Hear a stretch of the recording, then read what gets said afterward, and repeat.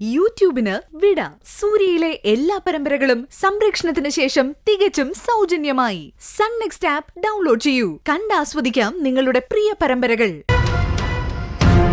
അന്ന് അയാളുടെ കയ്യിൽ കാശ് തികയാതിരുന്നത് കൊണ്ട് വിനയേട്ടൻ ആ ഫോൺ കൊടുത്തിരുന്നില്ല. ഇന്ന് അയാള് ബാക്കി കാശുമായിട്ട് ഫോൺ വാങ്ങാനാ വന്നത്. അല്ല, അപ്പോ ആ ഫോൺ വിനയന്റെ കയ്യിൽ തന്നെ ഉണ്ടായിരുന്നല്ലേ? എന്നിട്ട് അവൻ അയാളോട് എന്താ പറഞ്ഞേ? അന്നത്തെ ഫോൺ വേറൊരാൾക്ക് കൊടുത്തെന്നും പകരം നാളെ അതിലും നല്ലൊരു ഫോൺ തരാമെന്നും പറഞ്ഞു വിട്ടു. ഏയ് ഇല്ല ചിരു, അവൻ ആ ഫോൺ വേറെ ആർക്കും കൊടുത്തിട്ടില്ല.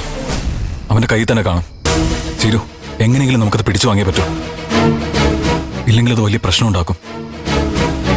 രഘുവേട്ടനും ദാസങ്ങളും കൂടെ എന്തെങ്കിലും ചെയ്ത് വിനേട്ടന്റെ കയ്യിൽ നിന്നും ആ ഫോൺ വാങ്ങാൻ നോക്ക്.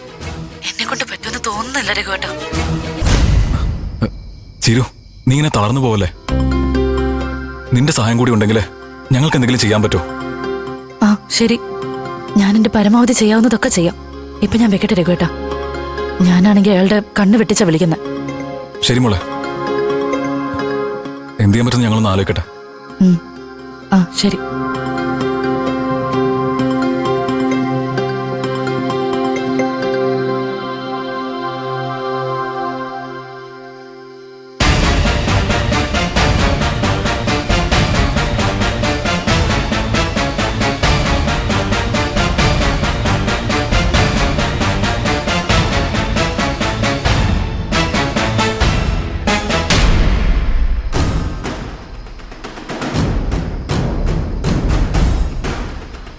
എന്റെ വീട്ടിൽ വന്ന് എന്റെ കൂടെ നിന്ന് എനിക്കെതിരെ പണിയാൻ നോക്കുകയാണല്ലേ?